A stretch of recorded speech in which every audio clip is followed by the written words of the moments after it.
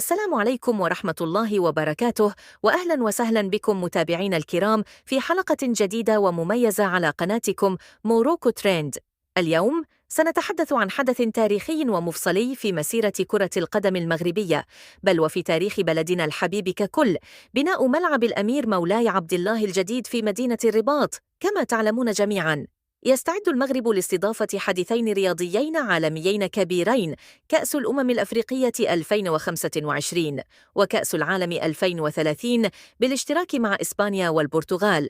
هذه الاستضافة التاريخية تتطلب منا تجهيزات على أعلى مستوى، وفي مقدمتها تطوير بنيتنا التحتية الرياضية، وعلى رأسها ملاعبنا.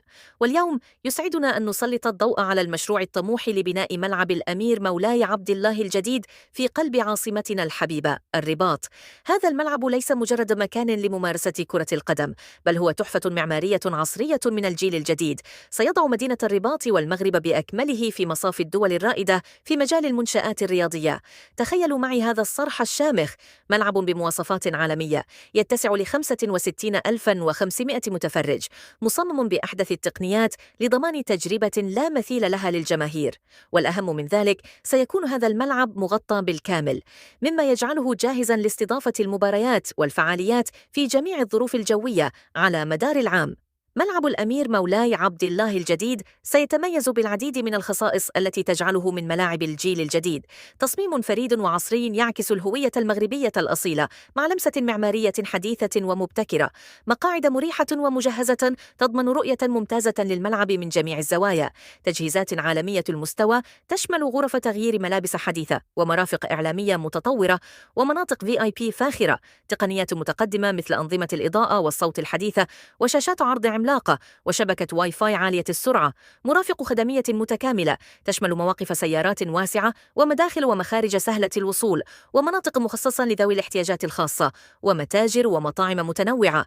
واستدامة بيئية، حيث سيتم الأخذ بعين الاعتبار معايير الاستدامة البيئية في عملية البناء والتشغيل لتقليل الأثر البيئي للملعب.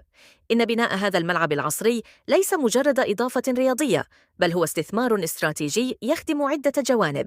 تعزيز مكانة المغرب على الخريطة الرياضية العالمية سيجعل من الرباط وجهة جاذبة لاستضافة كبرى الأحداث الرياضية والثقافية. توفير تجربة استثنائية للجماهير المغربية والعالمية سيساهم في خلق أجواء حماسية وممتعة خلال المباريات والفعاليات.